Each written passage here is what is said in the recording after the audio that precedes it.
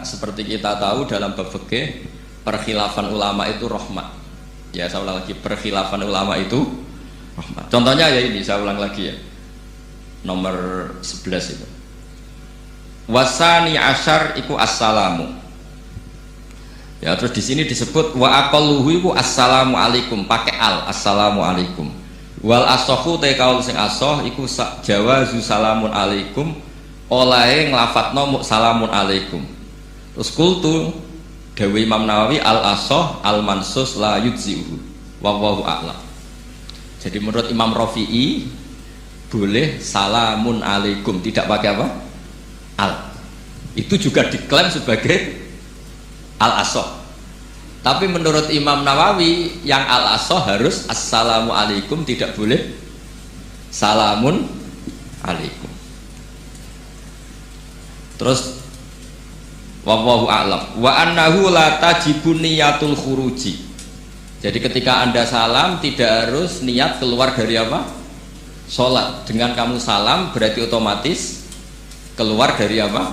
Sholat. Nah ini menjadi problem menurut pemikiran banyak ulama, karena ketika masuk sholat harus niat masuk sholat. Karena ketika kita takbir kan bisa takbir demo, ya kan? Kan macam-macam kan? Makanya untuk membedakan itu kan niat. Memang ini kata ulama, bukan kata saya. Sekedar melafadzkan takbir ini kan demo ya takbir. Kamu kagum sesuatu juga takbir. Orang Indonesia itu kadang orang nggak sholat pun bilang subhanallah, memang sudah jadi bahasa nasional. Kalau kaget tuh bilang subhanallah. Saya punya kenalan Cina itu kalau punya uang ya mohon alhamdulillah. Tak tanya kok bilang alhamdulillah. Orang-orang Islam tuh kalau seneng bilang alhamdulillah. Yang ribet itu kubu sebelah. Kalau orang NU mau layasol itu mana tanya, Gus itu doa orang makan. Kok bisa? Biasanya orang NU kalau makanan sudah keluar mau layasol, ribet kan? Aduh repot itu. Jadi kadang-kadang wiridan itu sudah jadi bahasa nasional. Jadi Cina orang nggak sholat tuh kalau punya uang ya bilang alhamdulillah. Kadang orang yang nggak sholat tuh tanya, datang ke saya insya Allah. Ya ribet. Makanya ulama itu berdebat. Lafaz-lafaz seperti ini itu apakah wiridan apa adat? Nah untuk membedakan adat dan yang lain maka dibutuhkan niat. Makanya Allahu Akbar harus niat untuk masuk sholat. Nah normalnya salam juga harus niat keluar sholat, biar karena masuknya niat ya keluarnya harus niat. Itu menurut sebagian ulama. Tapi sebagian yang lain enggak lah, kalau selesai tidak perlu niat. Tapi tadi sebetulnya ada problem, jangan-jangan salam ini salam adat. Kebetulan ada temannya masuk terus bilang assalamualaikum, nanti temannya jawab waalaikumsalam. Itu ada kisah nyata. Ini memang naif betul ini. Ada orang alim sholat. Nah, ketika ada yang mau lewat itu kan dihadangi begini ya. Jadi dihadang gini ya, ini bidin. Yang lewat tuh karena saking nggak pernah yang ngaji malah tidak salaman. Kagetnya bukan main itu. Ada orang sholat, ada orang mau lewat, kan kesunatannya dihadang begini. Sisi ini santai saja malah ngajak salaman. Terus ribet, ngadepi orang tidak tahu itu ribet. Ya tambah bingung kan, diliwati saja bingung, apalagi sekarang diajak salaman. Kan memang nggak sambung, kulturnya itu nggak sambung.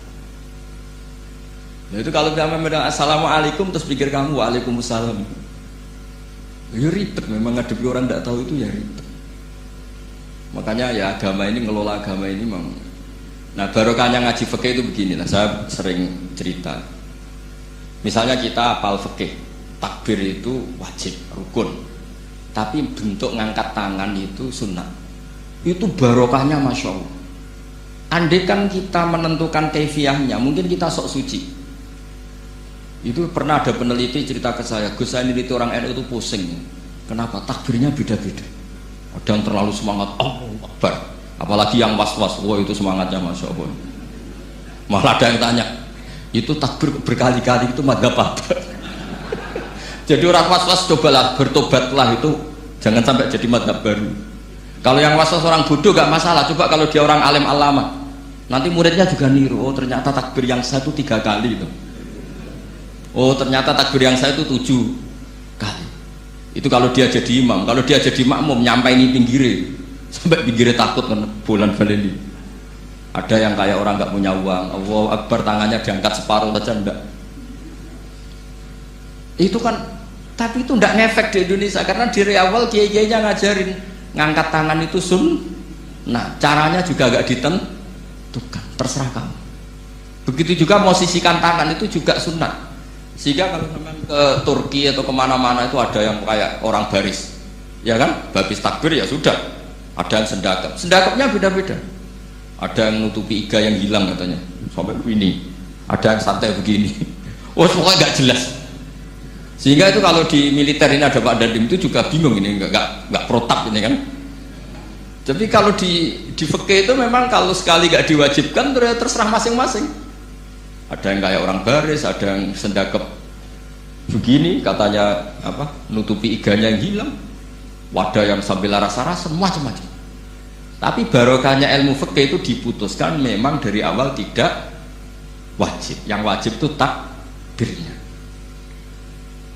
Maka duduk juga begitu, meskipun kita sepakat duduk tahiyat ula namanya iftiros, duduk tahiyat akhir namanya tawarruk, itu harus kita vonis, kita hukumi sunnah. Cara seperti itu sunnah. Wa ayyuku udin qa'ada sohat sholatu, seperti kemarin di Minhajul Thalibin, dengan duduk gaya apa saja sholatnya tetap sah. Sehingga kalau kita di Arab, misalnya pas haji, orang Arab itu memang ya agak kacau. Orang Indonesia itu kalau sholat duduk itu kan memang benar-benar sakit sudah agak mau mati, itu benar-benar sholat baru duduk.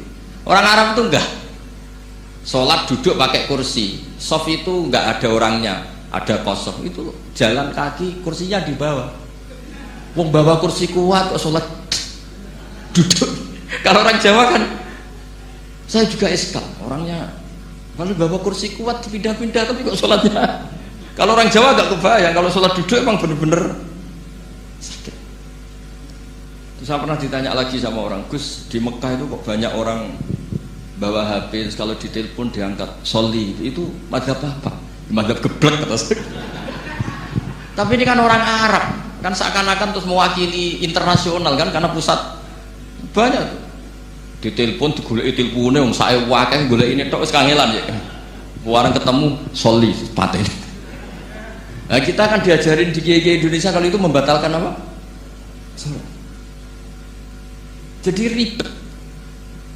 Nah, barokahnya kitab-kitab seperti ini, meskipun kita di Indonesia itu mengikuti panduan yang diarahkan atau yang dibagukan oleh ulama-ulama dulu. Nah, Indonesia itu makanya berkah. Saya sering ketemu ulama Mekah itu kalau muji haji Indonesia luar biasa. Bukan sekedar sopannya, memang cara hajinya itu nyari kaul yang disepakati itu sah. Karena memang dilatih KBIH, dilatih Kemenang, masih dilatih kiai setempat. Meskipun niatnya ya kadang tidak baik. Saya pernah tak tanya, kenapa kamu latihan haji sebegitu?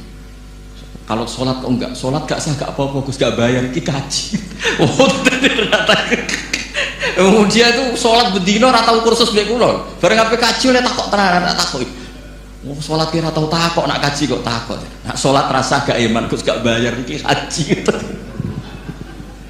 Wah, sebenarnya kayak kurang ajar kata saya.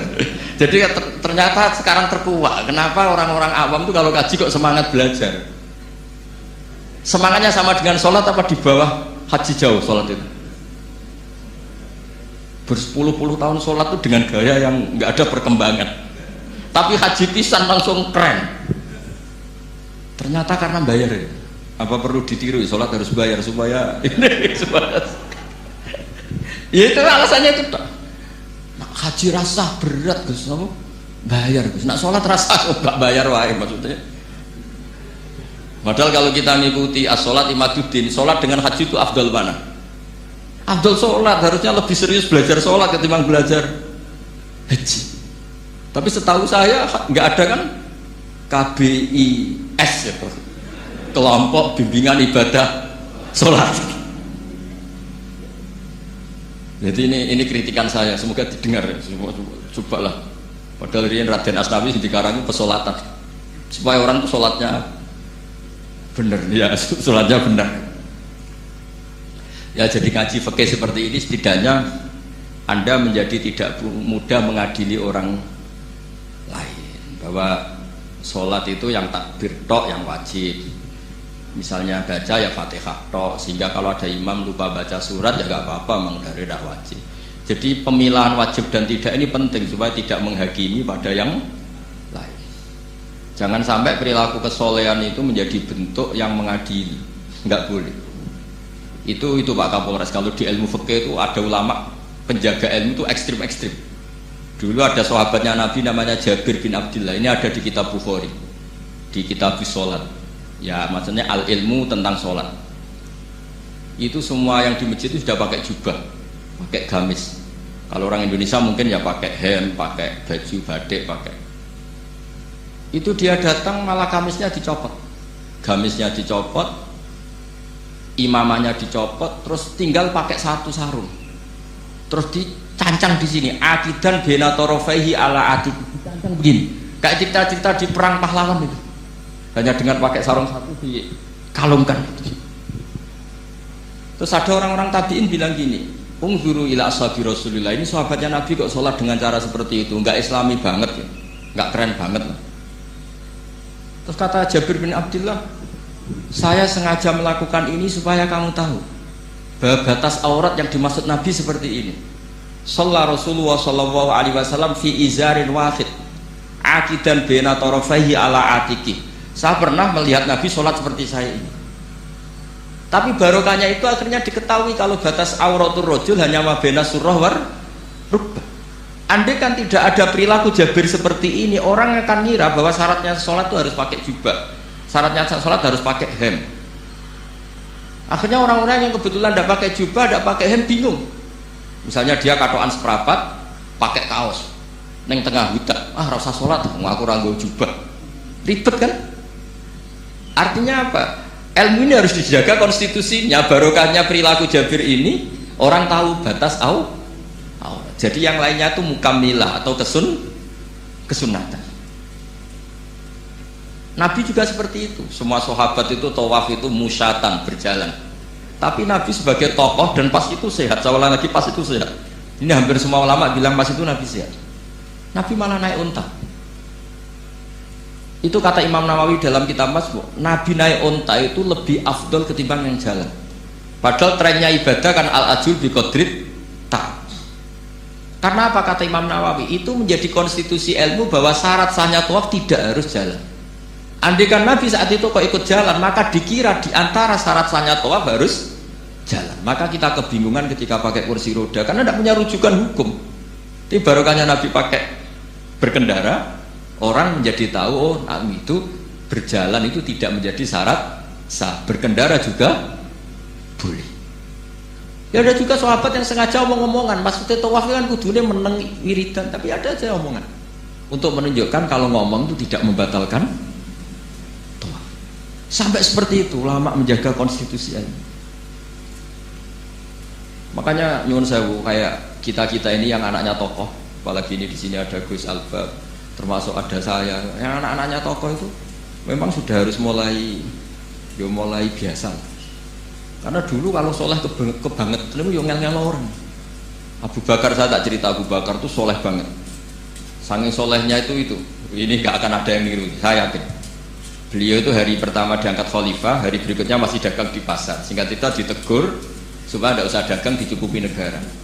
Beliau setuju, dapat gaji. Setelah mau meninggal, semua gajinya itu disuruh ganti uang pribadi karena beliau merasa tidak nyaman. Uang mengkhidmati negara kok minta uang, ganti soal uang diganti. Nah itu ya tentu tidak wajib, pejabat juga agak minat niru. Nah tapi lucunya apa? Sayyidina Umar ketika Abu Bakar sudah meninggal itu kritiknya lucu. Kamu itu solehnya berlebihan.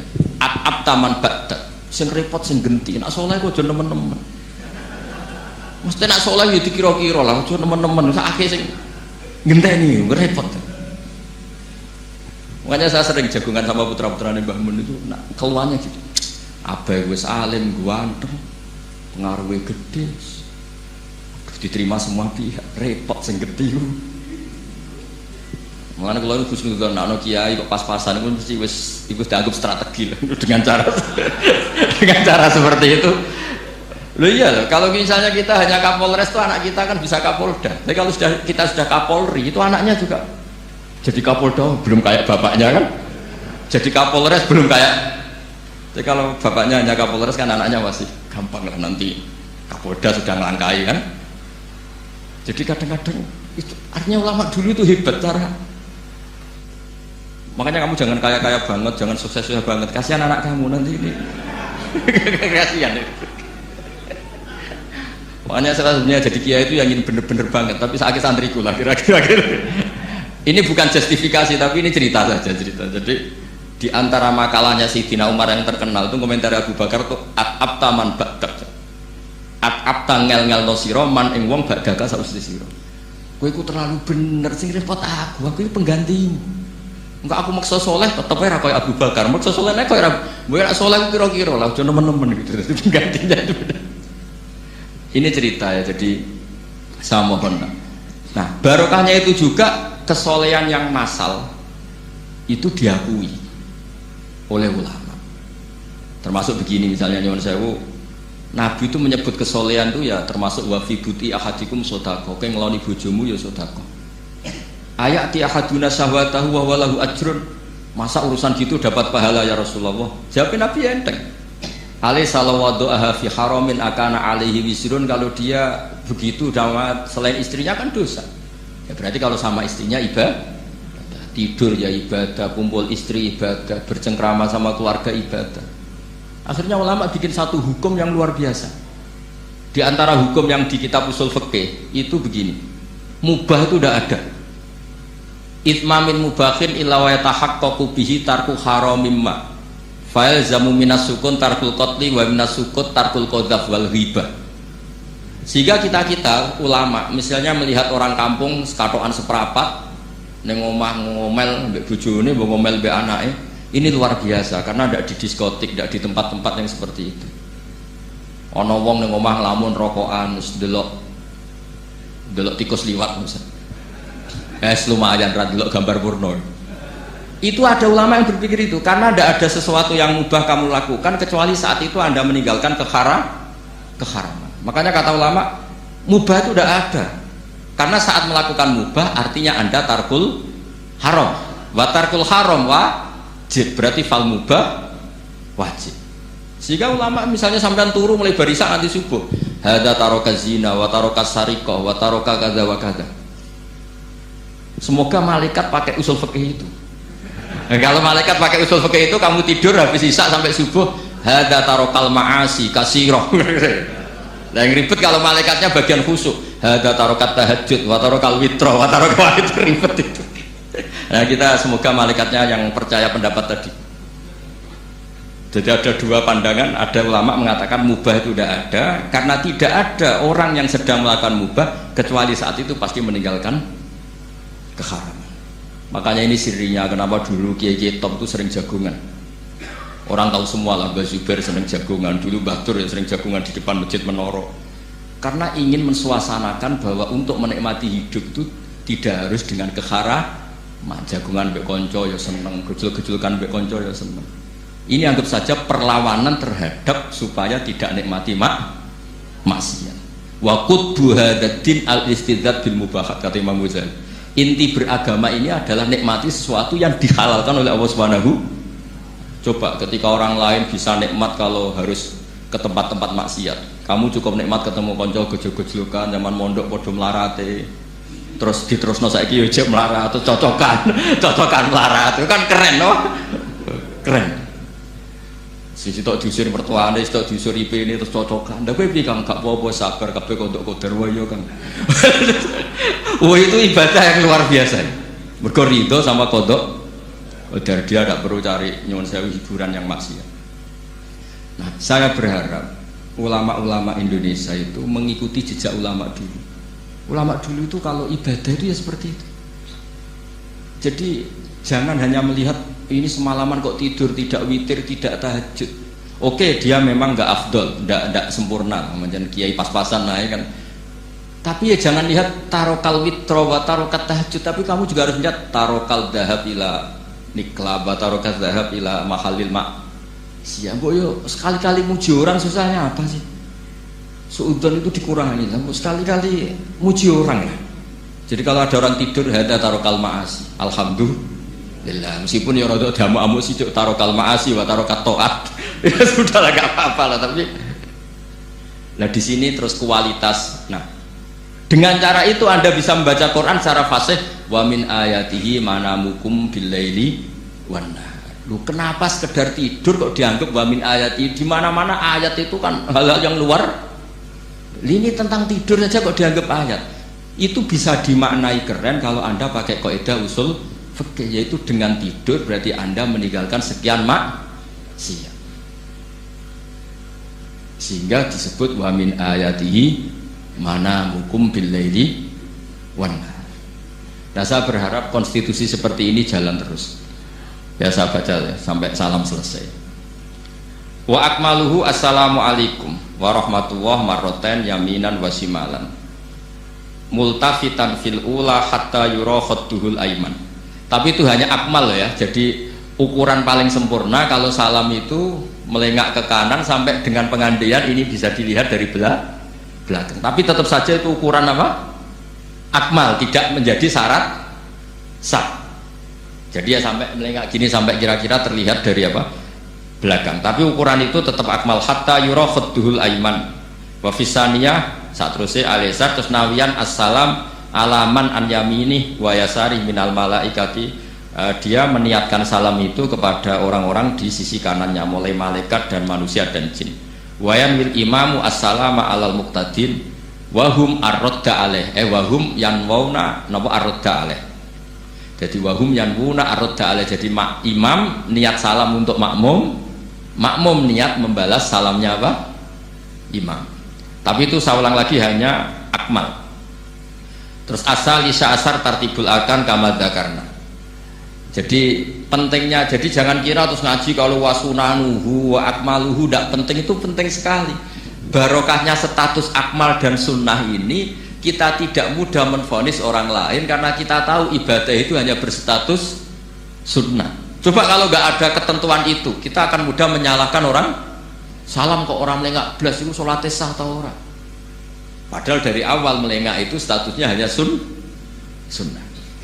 Kemudian untuk penutup supaya ini clear ya, saya pernah baca di Syarah Bukhari yaitu Fathul Bari. Nabi itu kalau setelah salam itu mukbilan biwajihi alal hadirin. Jadi Nabi langsung menghadap ke timur. Andikan Indonesia menghadap langsung ke timur. Tapi uniknya para syurahul Bukhari itu menganggap itu tidak satu sunnah yang tidak jadi satu sunnah yang permanen. Tapi kata para syurahul hadis, siapapun boleh melakukan gerakan yang bisa memaklumatkan kalau sholat itu selesai. Saya ulang lagi ya, jadi Nabi menghadap ke timur kalau di konteks Indonesia itu sebagai bentuk maklumat, ini loh sholat saya sudah. Karena takutnya apa? Orang yang dari jarak 2 kilo 3 kilo ingin makmum sama Nabi, andai kan Nabi tidak menghadap ke timur, tetap posisi seperti sholat menghadap ke kiblat, maka orang dari luar mengira Nabi fi sholatin, ya Nabi masih dalam. Bahayanya apa? Kalau orang ini langsung takbir usolli fardhu zuhri misalnya makmuman, ternyata Nabi sudah sholat, berarti sholatnya nggak sah. Karena apa? Irtibatus sholat atau roktus sholat biman huwa laisa fi sholatin. Dia menggantungkan sholat dengan orang yang sudah tidak, dan itu bahaya sekali. Masa kamu sholat makmum sama orang yang sudah tidak? Nah semenjak itu terus ada aturannya ulama, siapapun yang jadi imam harus memaklumatkan diri dengan cara apa saja supaya menunjukkan kalau sholat itu selesai. Makanya adat kiai-kiai kita tetap menghadap kiblat, tapi namanya astagfirullahaladzim. Itu sebetulnya memaklumatkan. Lo nak niat banter nyentak pangeran masuk istighfar diantre gak sopan belas astagfirullahaladzim. Itu sebetulnya itu memang maklumatkan iki lho jong salatku wis bar. Nak kowe ape makmum masbuk sing ijek salat atau cuma makmum aku gitu.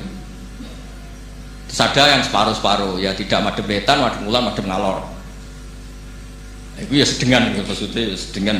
Karena memang kata Syurahul Bukhari butuhnya itu apa?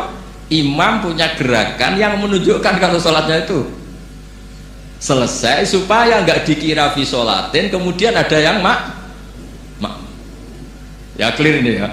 Jadi tidak perlu diperdebatkan kenapa sih ada yang menghadap timur, ada yang menghadap ke utara, ada yang tetap menghadap ke kib.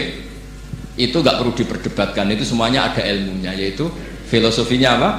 Ada gerakan yang menunjukkan kalau dia sholatnya selesai supaya tidak ada yang ikut.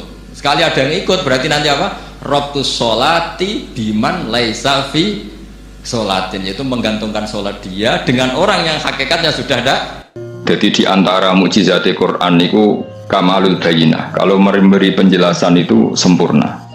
Sehingga ulama mengatakan imanul muqallid, imannya orang-orang yang asal ikut kiai, asal ikut guru, asal ikut buku, itu mukhtalaf alaih. Bahkan saya sendiri cenderung mengatakan iman itu tidak diterima. Karena manusia dibekali akal, inginnya Allah itu dengan akal itu dia punya kepermanenan iman, apa? Punya kepermanenan apa? Iman, dan dengan itu dia imannya mujma' alaih, mesti diterima oleh Allah Subhanahu wa ta'ala, karena bin nadzari sahih, dengan logika yang benar. Dan logika yang benar itu gampang sekali. Beberapa ulama tentu tahu sekali, bukan sekedar tahu sekali, karena itu diajarkan Allah dan Rasul. Misalnya begini, kata Allah, saya kalau baca ayat-ayat ini itu sering nangis, karena Allah yang Tuhan itu sebenarnya tidak butuh kita. Saya ulang lagi, Allah yang Tuhan itu tidak butuh kita, juga tidak butuh iman kita. Tapi Allah ingin hambanya itu berakal, ya, karena agama itu liqaumi yaqilun, sehingga berpikirnya benar. Misalnya gini kata Allah, nggak apa-apa kamu menuhankan selain saya, itu nggak apa-apa kata Allah. Nggak apa-apa Yesus kamu katakan Tuhan, nggak apa-apa kamu katakan batu Tuhan, nggak apa-apa.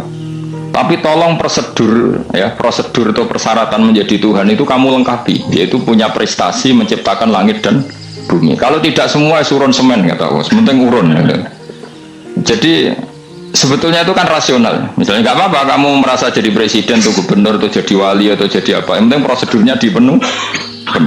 Itu kayak apa Allah baiknya pada kita. Sehingga saya berkali-kali, makanya menurut saya orang alim itu wajib memaklumatkan kalau dirinya alim, supaya jelas aturan mainnya. Yang dilarang Allah itu kan memaklumatkan alim kemudian ingin hadun nafsi, ingin salam itu template, dicucuk, dihormati, itu kriminal. Itu orang alim gendeng, sudah gendeng sekali. Karena khasnya orang alim itu tentu cari ridhonya Allah, bukan ridhol khalqi, bukan ridhonya apa? Makhluk itu lah ada siapa-siapa.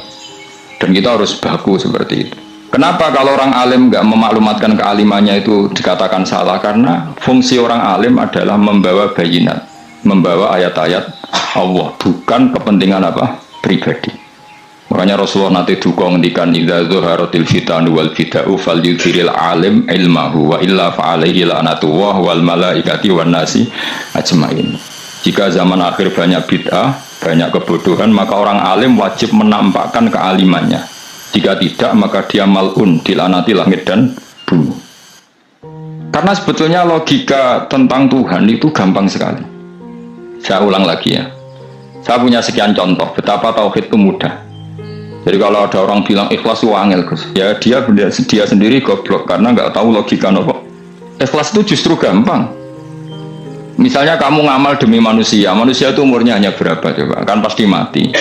Lalu kalau dia mati tidak berkutik, bagaimana Anda bersandar sama seseorang yang mati dan tidak berkutik? Sama-sama bersandar sama zat sing al-hayyul qayyum, sama zat yang abadi. Kamu latih terus akal kamu.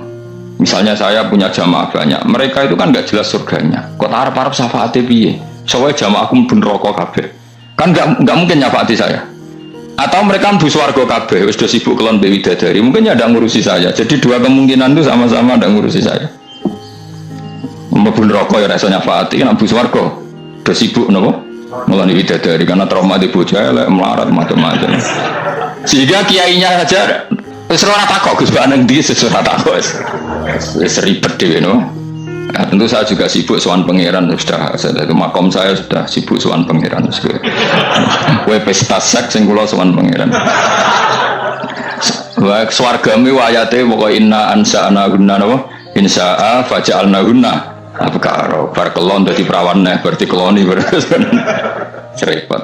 Kulo insya Allah melok daftar sing fa'ama ingkana minal muqarrabin farohu warihan. Jadi surganya muqarrabin itu nggak ada sifatnya. Di situ nggak dibakas bidadari makan-makan nggak, tapi farohu warihan, satu surga yang sifatnya rohani karena nggak bisa disifati.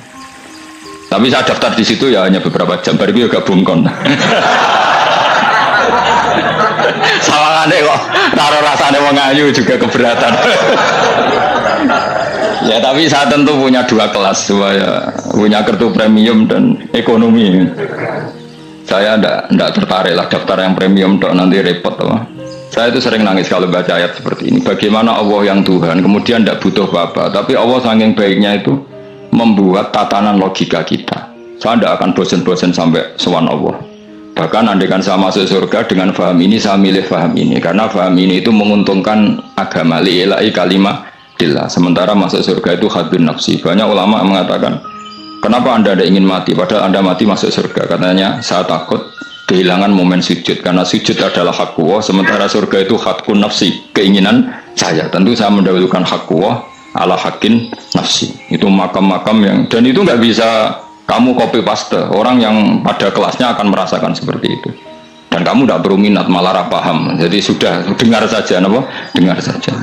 Begini misalnya, saya berkali-kali bilang, kenapa ulama dulu? Saya ini kan di Sarang juga ngajar tauhid. Dulu saya ngajar kubrul yakiniyat di beberapa madrasah, termasuk di Sidogiri saya juga ngajar tauhid. Di sini saya ngajar tafsir, tapi yang saya titikkan juga tauhid. Begini, saya hidup di dunia ini, terutama saya memang ingin menerangkan tauhid, sebagaimana Allah menerangkan. Begini ya, Jubair bin Mut'im, saya tidak bosan-bosan cerita ini. Jubair bin Mut'im itu termasuk dahiyatul Arab, cerdas-cerdasnya orang Arab. Dia ditunjuk sebagai negosiator untuk membebaskan Asra Badrin, tawanan perang Badar yang kalah dan ditawan Rasulullah dan para sahabat. Kemudian harus ditebus dengan uang. Oke, disepakati. Terus singkat cerita, Jubair bin Mut'im itu datang ke Madinah. Dulu karena tidak ada hotel, tidak ada penginapannya, memang nginepnya orang musyrik itu di masjid. Ya sehingga itu lazim saja. Kamu tidak usah jadi liberal kemudian bilang musyrik boleh di masjid, ya tidak perlu seperti itu. Kamu juga nggak perlu goblok mengatakan nggak ada ceritanya orang musyrik ngidam di masjid, karena ya ada tarikhnya seperti itu. Jadi tidak perlu goblok, ya nggak perlu liberal. Paham ya? Kalau kamu bilang wah naono wong musyrik oleh ngidam di masjid, kamu liberal. Padahal konteksnya dulu memang nggak ada hotel. Tapi kalau bilang nggak sama sekali juga goblok, karena sejarahnya pernah ada. Milih di goblok atau liberal? Apa milih jelas? Enggak milih aja, ngaco aja. 01 apa 02 apa 00. Milih mana? Goblok, liberal, enggak milih. Nah, seketika Jubair bin Mut'im itu datang, delalah Nabi itu sholat maghrib ngimami. Nabi baca surat Wattur wa kitabim mastur fi raqqim mansur wal baitil ma'mur. Kemudian di pertengahan surat At-Tur itu kan ada ayat yang menurut saya itu sangat bagus. Sehingga di kamar saya, di rumah saya itu tak figur ayat itu. Bahwa kita harus dilatih berpikir. Kata Allah memulai argumentasinya, am khuliqu min ghairi syai'in. Apakah kejadian alam raya ini seisinya tentu diciptakan tanpa sebab? Misalnya begini, alam raya ini kata orang nihilisme atau komunis atau orang-orang paham nihilisme, itu kan dimulai dari ketiadaan. Logika ini kan goblok sekali. Berarti kalau alam ini kadung wujud, kamu kan tahu kan langit bumi sekarang kan wujud. Ya, langit bumi sekarang kan jelas wujud. Berarti logikanya adalah al-adamu yakhluqu makhlukon, sesuatu yang enggak ada menciptakan sesuatu yang itu kan aneh. Di mana-mana al-adam ketiadaan itu tidak mungkin yakhluqu syai'an atau yu'athiru syai'an. Di mana-mana ketiadaan itu tidak mungkin mengefeki sesuatu yang ada. Wong kamu sebut tidak ada itu berarti tidak mungkin bisa berbuat apa-apa karena namanya tidak ada. Sekarang alam raya ini dimulai dari ketiadaan, terus kamu simpulkan sesuatu yang enggak ada menciptakan yang ada, itu gendeng apa enggak? Oh, gendeng sarap ini. Orang usah dipatah ini, gendeng sebarno yang mau mati dewi. Jadi makanya Quran menanyakan mereka, am khuliqu min ghairi syai'in. Apa alam yang kadung wujud ini kemudian disebabkan oleh sesuatu yang tidak ada? Lalu kalau sesuatu yang ada pasti diwujudkan oleh yang ada. Nah, karena yang ada ini pencipta harus berstatus super. Nah, super ini oleh ulama disebut wajibil wujud. Maka Allah bersifat super, wujud yang paling prima, yang kausa prima. Karena pencipta tentu kelasnya harus di atas yang diciptakan. Makanya disebut ulama dulu menyebut Allah itu apa? Wajibil wujud. Karena pencipta tentu lebih dahulu, maka harus disifati awal atau qadim, apa? Awal atau qadim. Kayak apa Allah mendidik kita? Am khuliqu min ghairi syai'in. Terus Allah bilang gini, ya gak apa-apa, yang menciptakan gak saya, gak apa-apa kata Allah. Tapi amhumul khaliqun, kamu saja yang menciptakan, gak apa-apa. Tapi syaratnya kalian juga harus merasa pernah ikut menciptakan langit bumi. Am khalaqus samawati wal ardh. Jadi gak apa-apa kamu merasa Tuhan, gak apa-apa. Yang penting kamu merasa ikut nembok langit, ikut ngecor apa? Langit. Jadi pokoknya ikut bikin. Terus kata Allah, bala yukinun, kamu tak suruh merasa menciptakan langit bumi, kamu juga gak merasa iya. Memang ya mereka merasa enggak kan? Akhirnya Jubair bin Mut'im saking gak kuatnya, am khalaqus samawati wal ardh balla yuqinun amindahum khuzun. sama Allah dibombardir seperti itu. Dia datangi Rasulullah, ya Muhammad, logika itu tidak meninggalkan akal saya. Matarok tali akli nasian. Akal saya habis Muhammad. Saya iman saja. Saya tidak cukup punya logika untuk melawan argumentasi ayat yang kamu baca. Saya iman saja. Terus iman. Makanya kalau ada logika nihilisme bahwa sebelum alam ini adalah ketiadaan, lalu pertanyaannya bagaimana mungkin ketiadaan menciptakan yang ada? Di mana-mana ketiadaan itu la yu'athiru syai'an wa la yakhluqu syai'an. Jenenge wae tiada. Tiada itu ya enggak ada fungsinya, ya enggak ada efeknya, enggak ada prestasinya. Ya semuanya namanya enggak ada ya enggak ada. Nah, ini penting saya utarakan. Terus di sini Allah mengulang lagi, enggak apa-apa yang lainnya kamu katakan Tuhan jadi mitra saya, enggak apa-apa. Tapi tolong kata Allah, aruni madza khalaqu minal ardi, ditunjukkan ke kami prestasi dia ikut bikin bumi. Kita tahu misalnya Yesus, Isa lahir di bumi. Bumi sama Yesus dulu mana? Dulu bumi, yang dia lahirnya di bumi. Lalu dia melata di bumi, jalan-jalan. Kemudian dia mengatakan ini bumi Tuhannya saya. Jadi bumi kok enak, dhisik aku sih. Tua aku sih, bodoh-bodoh pangeran aku dong. Lebih apa? Tua. Jadi Allah itu gampang sekali. Nah sekarang orang iman itu kuat semua. Makanya ndak wali-wali. Imane mbek Allah taklid, jaluke aneh-aneh, njuk bojo ayu sugih jabatan. Bela Allah secara hujah aja nggak pernah, sudah minta. Makanya ini kita ini hidup di zaman yang saraf masal. Lho kalau njaluk pengiran akeh-akeh kuwi, coba kamu bela Tuhan tuh pernah bela apa? Bela Tuhan tuh gampang dengan argumentasi al-hujjah yang supaya agama ini tamkin fil ard, bener-bener mapan dalam logika. Yaitu tadi di mana-mana yang namanya sebab itu amrun wujudiyun, di mana-mana sebab itu sesuatunya harus wujud. Paling tidak kita sudah menolak nihilisme. Apa? Nah, nihilisme. Lah wujud karena wujud awal harus berstatus prima. Lah prima itu dalam bahasa ulama disebut wajibil wujud. Makanya ulama dulu ngelatih kita itu pertama Allah itu siapa? Zat sing wajibil wujud. Itu satu filosofi yang luar biasa. Nah, kemudian setelah itu ada setan-setan kecil yang nganggur, yang iseng. Nah itu nggak usah kamu perhatikan. Tinggal delok TV, ngopi, terus tinggal nyatek lata. Enggak saya tamak pingsan deh. Syukur-syukur stres deh. Dugaan saya setan saya gue pingsan kurang gizi. Karena memang setelah itu setan goda gini. Lalu sebelum Allah jangan-jangan ada wujud yang lain. Lalu Allah sendiri awal mulanya gimana? Kata Nabi, jika ada pertanyaan seperti itu kamu harus berhenti. Tinggal delok TV atau tinggal delok dangdutan. Ya kalau kepeksa rapopo, kelasem man. Saya ada menghalalkan tapi kan sudah kamu lakukan. Karena itu lebih baik ketimbang pertanyaan filsafat. Banyak orang yang dulu sholat ketika sekolah filsafat tidak sholat, alasannya sampai menemukan jati diri itu Tuhan. Dan itu bahaya sekali karena Nabi berkali-kali bilang kamu jangan mikir tentang Allah pasti rusak. Orang kok mungkin rusak, doa Nabi pasti rusak. Nah cara menghentikan gimana? Karena setan ini makhluk, akal-akalannya gampang. Tadi tak warai, saya sebagai ulama atau sebagai manusia atau sebagai orang awam atau sebagai siapa saja, kadang ada pertanyaan seperti itu. Tak tinggal anggeling dharma, kan pusing setan, kan ngenteni.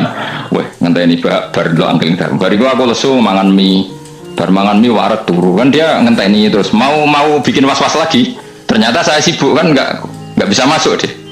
Bangun tidur aku selali pertanyaan tadi, dinteni. Nah dia masuk lagi aku sibuk ngajak anak jalan-jalan. Jadi saya kalau jalan-jalan di pasar itu wes enteni tan santai wae. Itu memang resep dari Rasulullah. Jangan sampai orang terjebak filsafat yang sampai menanyakan eksistensi Tuhan.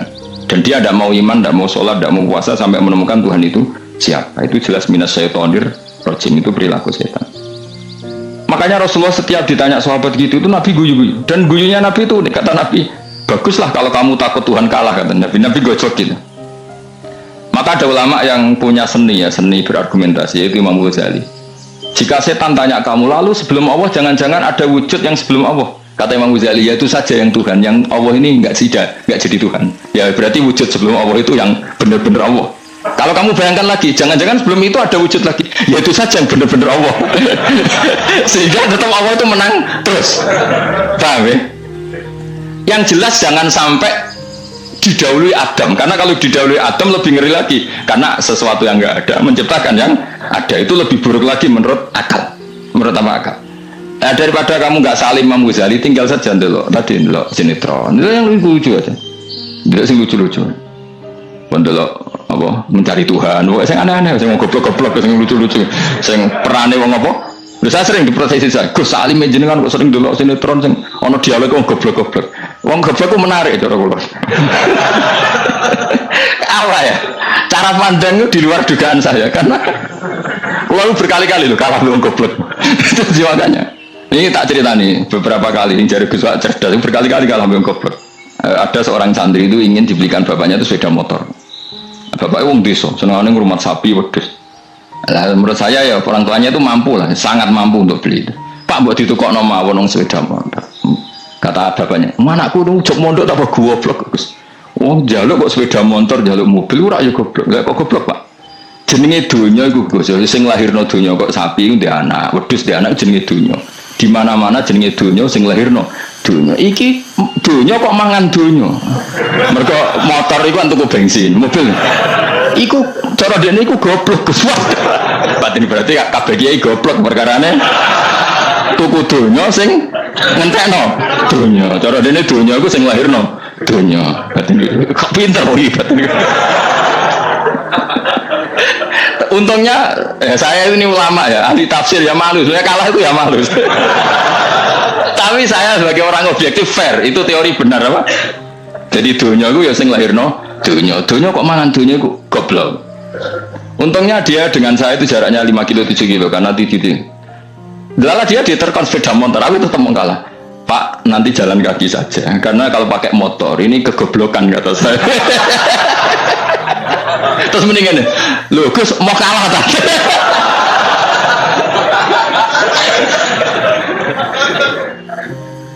Pak kate. Singkat cerita dia bersikeras nggak mau beliin sepeda motor anaknya karena di mana-mana dunia gue sing lahirno dunia nggak boleh dunia kok mangan. Ini satu kegoblokan yang agak ilmiah tadi. Nah Imam Asy'ari juga ngalami hal yang sama. Imam Asy'ari itu punya, kita kalau ahli sunnah kan 2 partai ya. Ya dalam ahli sunnah itu hanya ada 2 partai juga. Kalau nggak Asy'ari ya Maturidi ya, dan sama-sama alim ya kalau terpaut ya paling 5%, 7% ya, kealimannya Asy'ari dan Maturidi. Imam Asy'ari itu bikin logika yang jelimet seperti saya sekarang ini, logikanya jelimet tapi permanen. Jadi yang saya ajarkan tadi itu logika yang jelimet tapi apa? Permanen. Karena tadi alam raya ini kadung wujud. Kalau kadung wujud pasti pewujudnya yang menciptakan wujud pasti adalah kewujudan. Karena al-adam la yu'athiru syai'an. Di mana-mana kenihilan tidak yu'athiru syai'an. Ya sepakat ya, gampang kan? Tentu wujud ini prima disebut wajibil wujud. Lalu Imam Asy'ari itu bersikeras kalau imanul muqallid itu tidak diterima. Sebanyak keberatan ulama, tapi Nabi nyatanya yaktafi bi imanil Arab al khalina anin nadur. Nabi nyatanya mencukupkan imannya orang-orang Bedui yang mereka itu kayaknya tidak bisa mikir. Ya, Nabi yaktafi bi imanil Arab itu wong desa al khalina anin nadur yang mereka itu tidak bisa apa? Berpikir. Ingat cerita Imam Asy'ari survei. Coba ayo kita tanya orang-orang kampung. Ternyata kegoblokan orang kampung itu ya ilmiah, masyhur itu. Imam Asy'ari saja harus belajar dari orang awam, wong goblok-goblok. Kita kok ingin ya Badawi bima araf tarobak. Kowe kok iman be Allah itu bima araf tarobak. Lalu kamu tahu Tuhan kamu atas nama apa? Dengan logika apa? Jawabnya enak. Al-ba'ratu tadullu 'alal ba'ir wa asfarul aqdam yadullu 'alal masir. Anggrono tletong ya ana ontane. Anggrono bekas delamaane wong ya ana sing bar liwat. Jadi misalnya ada bekas teracak anjing, berarti anjing habis liwat. Ada bekas apa ular ya berarti ular harus liwat. Ada bekas teracak manusia ya berarti manusia habis liwat. La wa hadzal alam atharun min athari qudratillah. Alam iki bekas mesti ana sing gawe. Jadi Mas Ari pinter juga, mesti logikanya gak jelimet tapi agar ana tletong ana sapine. Ana teracake wong berarti ana sing bar liwat. Dene ngomong gampang wa asarul aqdam ya dulu alal masir. Nah, terus Imam Asy'ari habis itu ngendikan, ya sudahlah dengan logika apa saja. Meskipun karena zori hadal Arabi sebagaimana cara berpikir Bedui ini, sementing ada natur. Apa ada natur. Ya natur apa saja. Misalnya orang ahli matematika mungkin bilang angka dimulai dari 1. 0 itu akal-akalane Khawarizm. Mereka ini kebingungan nulis 10. Tapi tetap angka itu dimulai dari 1. Kalau misalnya 1 untuk mecah kesulitan ya harus dimulai 0,1. Tidak bisa 0 tok. Jadi 0 dulu itu untuk mematahkan kalau jumlah itu tidak sampai 1. Tapi faktanya jumlah itu kan pasti 1 karena dimulai dari wajibil wujud. Khawarizm itu ya pinter matematika. Saya juga punya ilmu hisabnya Khawarizm. Itu kan dia karena kebingungan angka pecah. Misalnya 1 tidak sampai 2, mau tidak mau harus ditulis 1,5 misalnya. Paham ya? Lalu kalau sebelum 1 tetap dia harus 0,5. Lalu hakikat 0,5 itu kan bagian dari wujud apa bagian dari Adam? Tetap bagian dari wujud. Jadi 0,5 itu kan khayal kuliah. Tak warai ya. Mungkin saya ada ahli matematika ala wong kampus, tapi saya tahu kan ala Islam itu lebih gampang. Misalnya gini, sesuatu itu kadang kamu putuskan itu satuannya 1. Tentu ketika separuh kamu katakan baru separuh. Tapi sebetulnya ketika satuan itu kamu katakan 10, yang separuh itu sudah 5. Itu kan terserah sing bagi, no? Terserah sing bagi. Ya iya dong, misalnya 1 juta, 5-nya artinya apa coba? 500.000 kan? Sekarang kalau 100.000, 5-nya jadi berapa? 50. Kalau 1,5 jadi. Nah itu kan terserah satuannya apa? Tapi tetap dari 0,5 itu tetap menunjuk sesuatu yang wujud. Yaitu 5-nya sebetulnya apa? 5 yang separuh tadi. Paham sih kalau maksud? Tetap nggak bisa sesuatu dimulai dari apa? 0. Nah, makanya kata Abdul Hamid Khan kalau dalam mendidik tauhid, itu gampang saja tadi. Alam raya ini kadung maujud. Kalau kadung maujud pasti disebabkan oleh sesuatu yang wujud. Karena wujud pencipta harus berstatus prima. Lah prima ini atau premium ini kita sifati wajibil wujud. Atau kamu katakan apalah kausa prima atau musabibul asbab. Nah kelirunya kita dalam berislam itu, kritiknya para ulama, kita ini nyebut Allah dulu baru menceritakan status Allah. Kalau zaman Nabi itu dibalik. Status wajibil wujud itu kita terangkan dulu, baru yang oleh Islam itu namanya Allah. Paham ya? Kan beda, misalnya gini logikanya gini, kamu ketemu orang ateis, saya ulang lagi, kamu ketemu orang ateis, terus kamu ditanya, lalu alam ini yang menciptakan siapa? Allah Jalla Jalaluh. Mesti kan tanya, man huwa Allah itu siapa? Kalau dulu Islam mengajarkan nggak gitu. Surat pertama turun apa coba? Iqra. Iqra itu nggak nyebut kata Allah. Iqra bismi rabbika. Rabbika itu siapa? Alladzi khalaq. Sebutlah nama Tuhan. Yang berhak menyandang Tuhan adalah zat yang pencipta. Itu tidak ada kata Allah. Di surat Mudatsir, surat kedua, ya ayyuhal mudatsir kum fa'anzir wa rabbaka fakabbir. Bukan Allah fakabbir, wa rabbaka fakabbir. Sehingga cara berpikir gini dibalik. Sebutlah Tuhan kamu. Tuhan itu siapa? Yang berstatus Tuhan adalah zat yang berstatus pencipta. Nah, lalu pencipta ini oleh Islam dinamai Allah. Kalau orang ateis kamu langsung bilang Allah, man huwa Allah. Berarti pertanyaannya Allah itu siapa? Lalu kamu jelaskan Allah adalah pencipta. Allah adalah wajibil wujud. Tentu lebih gampang kamu terangkan. Makanya Al-Qur'an menerangkan amukhuliku min ghairi syai'in. Maknanya saya di sini maknanya ya Allah. Apa? Allah. Apakah mereka diciptakan tanpa pencipta? Tentu setelah Islam tahu itu namanya siapa? Allah.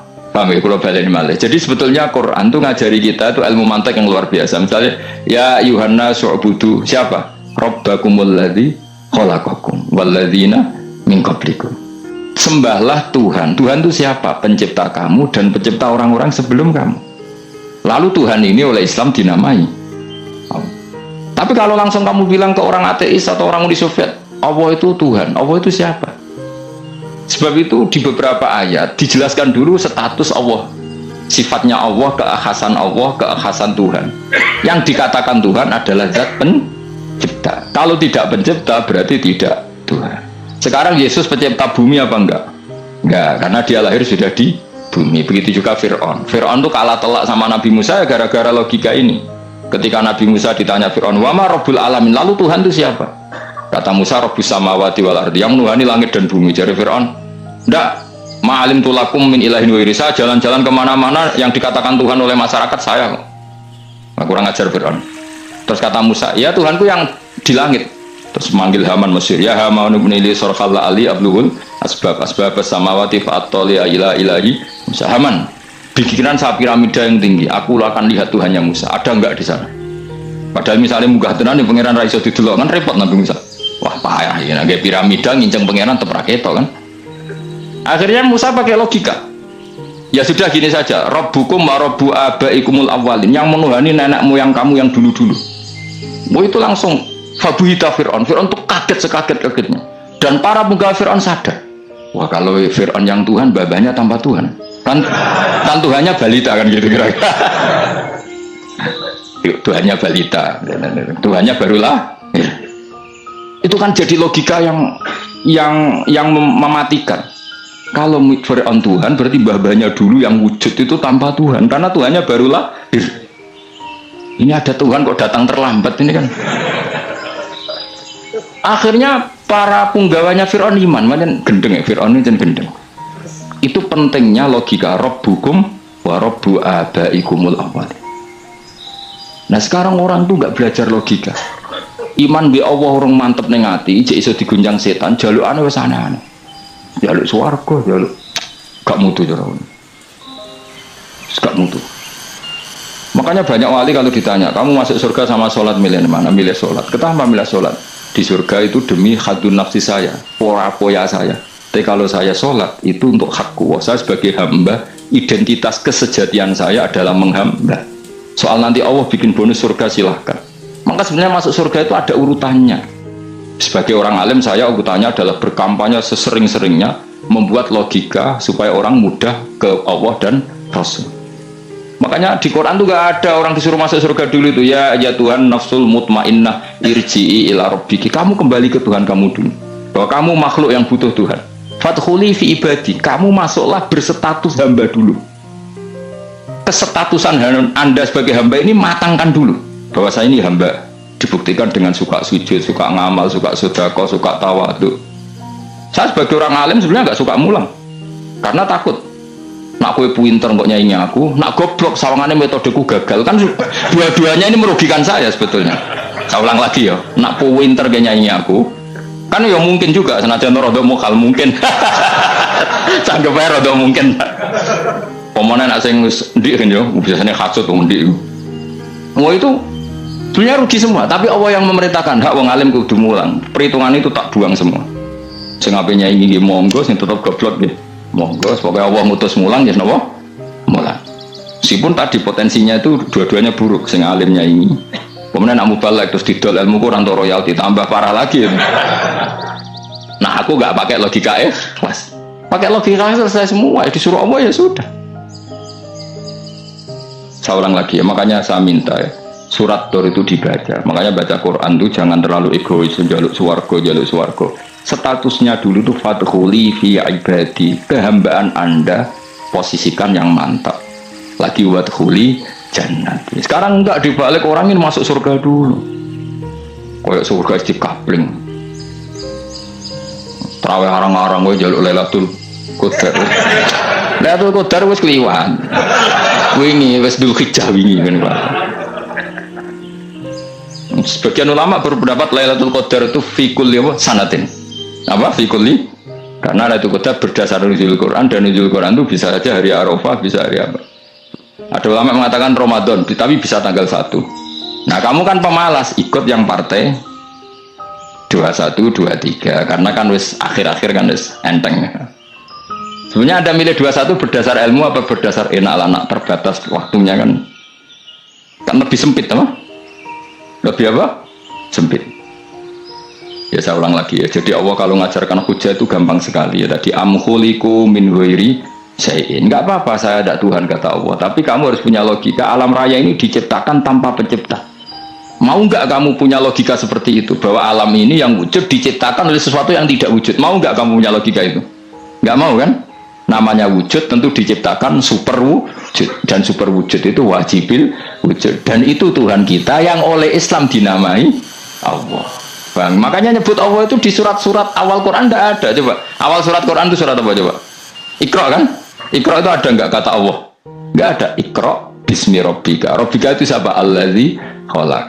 Surat Mudaththir sama. Ya ayyuhal mudaththir qum fa'anzir wa rabbaka fakabbir. Ya sudah seperti itu. Ya Yohanes u'budu rabbakum. Rabbakum itu siapa? Alladzi khalaqakum. Nah kita ini keliru metode. Pemenang wong tukang wiridan Allah. Tapi ora Allah ku sing sapa? Ya dia Allah. Dia nyifati Allah mau sing ngekeki swarga, sing ngekeki dhuwit, sing ngekeki widadari. Jadi Allah disifati sesuai selera yang menguntungkan dia. Bahwa Allah ini yang ngampuni saya, kemudian saya masuk surga, kemudian ngeloni widadari. Makanya kalau dia jadi wali tak demo. Tak laporkan MK pokoknya. Solo Karena ini wali pecundang. Bagaimana mungkin calon wali pikirannya khadun nafsi?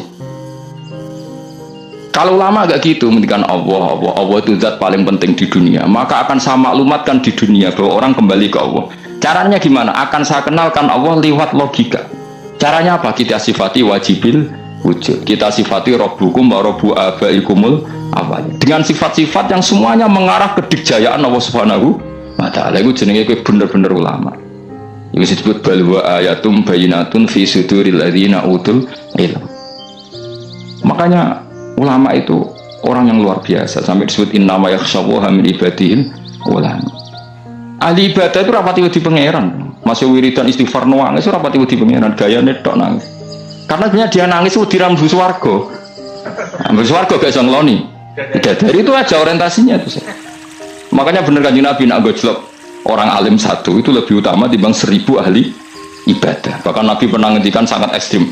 Fadlul alim alal abid kafadli ala adnakum, kata Nabi. Keutamaan orang alim dibanding ahli ibadah itu sebagaimana kelas saya, kata Nabi, dibanding kelas terendah kalian. Padahal Nabi dengan Abu Bakar saja jaraknya sangat jauh. Itu kata Nabi, fadlul alim alal abid kafadli ala adnakum.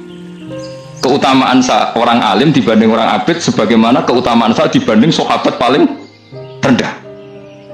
Karena tadi abid itu ada opportunisnya. Tapi kamu jangan benci abid ya. Karena kamu ya orang alim, orang abid. Saya saja yang ngeritik, saya yang tanggung jawab di depan Allah. Orang abid itu kadang kan wiridan nganti nangis, pikirannya apa coba? Wis rasakno mungkin apa wiridan pikiran aja di sepuro dosane, terus apa kan? Mlebu swarga, terus apa kene swarga? Aku takok. Saya aku takok ayo sing ape mlebu swarga apa kegiatan? Rencana pertama ya, Om. Terus gak usah munafik biasa wae. Mau inna ansa'na apa? Insya ayo kalau harus jujur kok apa jujur. Bandingan kalau orang alim. Orang alim itu ketika nyebut Allah itu iri ya Allah. Kenapa di dunia ini ada makhluk lain yang menandingi engkau? Saya tidak ridho. Kenapa di dunia ini ada syarik orang yang dimitrakan seperti engkau? Maka orang-orang alim ini ingin memaklumatkan bahwa la syarika lak labbaika wa huma lak baiklah syarika lak innal hamda wa ni'mata laka wal mulka la syarika lak. Sehingga para nabi itu memaklumatkan itu, engkau saja yang Tuhan ya Allah, semua nikmat dari engkau, semua kepemilikan ini milik engkau, la syarika lak baik. Dimaklumatkan ke dunia. Innal hamda wa ni'mat itu dimaklumatkan. Enggak ada kepikiran mereka masuk surga. Karena mereka ingin memaklumatkan bahwa Allah ini yang Tuhan. Sama tak ceritani Nabi Ibrahim jadi Khalilur Rahman, rumang samu kakan wiridan kok ya kowe ndak. Wiridannya Nabi Ibrahim sama sampean mungkin banyak sampean. Karena sampean banyak kepentingan tadi. Wali-wali dulu kalau wiridan itu tidak sebanyak sampean, ndak. Tak jamin ndak. Pemenang maca lelo yang 10.000 ndak biasa wiridannya. Tapi khosyahnya sama Allah luar biasa. Pertama Nabi Ibrahim diangkat jadi khullah. Khullah itu ya Khalilur Rahman itu. Itu dia wiridannya gini. Ya Allah, innahu la yahzununi alla ara ahadan fil ghairi ya'buduka ghairi. Alla ara ahadan fil ardi ya'buduka ghairi. Sama siapa hafal memang saya hafalkan. Ya Allah, saya ini susah sekali. Kenapa zat sepenting engkau kemudian yang menyembah engkau hanya saya? Ini tidak fair. Makhluk yang enggak penting saja punya umat. Makhluk-makhluk yang enggak penting aja jadi pusat perhatian. Misalnya artis atau presiden atau gubernur atau tokoh top, semuanya jadi presiden. Padahal semuanya itu makhluk yang enggak sepenting engkau. Ini zat yang sepenting engkau. Kemudian yang tahu kalau engkau penting hanya saya, ini tidak fair. Nangis deh. Nangis ini tidak fair. Innahu la yahzununi alla ara ahadan fil ardi ya'buduka ghairi. Saya ini susah Gusti, susah sesusahnya. Zat sepenting engkau kemudian yang tahu kalau engkau penting itu hanya saya. Wah ini tidak fair. Loh, coba kalau orang mencintai sesuatu kan gitu. Misalnya kita bojo ayu kemudian wong liya kabeh darane elek, mangkel ora? Mangkel enggak? Kamu beli Alphard. Kamu kira itu mobil mewah. Kemudian orang nyejajarkan podo mek keri, mangkel enggak? Semua kenikmatan tuh kita nikmat karena itu diakui ya enggak? Wes gunane apa kaya ndek Alphard gawa ning Gunung Kidul. Terus wong darani ngono iku padha mbek keri ya mbek kejangke mangkel ora kira-kira. Enggak penting mewahnya, ini tetap butuhnya pengakuan. Coba misalnya kamu jadi presiden hidup di dunia orang sufi. Sing darane wong penting wong saleh hari sujud ora kakuati ke teko di Barnos. Karena itu dihormati situ hanya orang apa soleh. Kakuati gak? Mau kakuati kan? Atau kowe dadi artis top, teko ning daerah Gunung Kidul wong desa-desa terus diundang lek.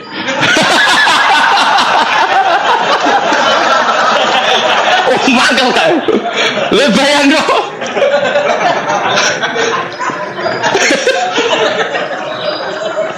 Oh, kamu menteri top, menteri BUMN barang dolan ini iso diundang le. Matus walang le ngono. Mangkel. Karena orang keren itu butuh pengakuan apa? Wes misalnya di bojo ayu terus wong liya kabeh darane elek mangkel gak? Sebetulnya orang merasa nikmat itu karena pengakuan. Bayangkan andekan orang itu melihat Alphard itu tidak wow. Orang punya Alphard gagah enggak? Oh enggak gagah. Kalau orang lain enggak bilang apa? Oh. Dia mau misalnya digoning desa terus orang desa nganggap kok model tepak terus saya mau badhe numpang wedhus kula angsal Pak. Kagak hati. Habis kan. Makanya branded itu harus dimaklumatkan. Nah itu bayangkan Nabi Ibrahim. Zaman itu ada Raja Namrud yang dipuja-puja, ada orang kaya dipuja-puja. Kemudian engkau yang Tuhan, pemilik langit bumi, nggak ada muja-muja engkau, ini nggak fair ya Allah. Nangis. Orang kok eling pangeran sakjen swarga Gusti. Dasar gak bakat wali. Alhamdulillahirrabbilalamin, kita sudah dengarkan bersama-sama kajian Gus Baha tentang tata cara sholat yang benar. Semoga bermanfaat, menjadikan ibadah kita lebih baik lagi. Terima kasih yang sudah support, semoga kajian ini bermanfaat, barokah. Bila berkenan bisa share agar saudara atau teman-teman kita bisa tahu tata cara sholat yang benar seperti apa. Gus Baha menjelaskan sangat detail sekali. Terima kasih. Semoga kita semuanya dilancarkan rezekinya, rezeki yang melimpah barokah, dan dijauhkan dari segala cobaan, dimudahkan segala urusannya. Terima kasih, sampai bertemu lagi di video berikutnya. Assalamualaikum warahmatullahi wabarakatuh.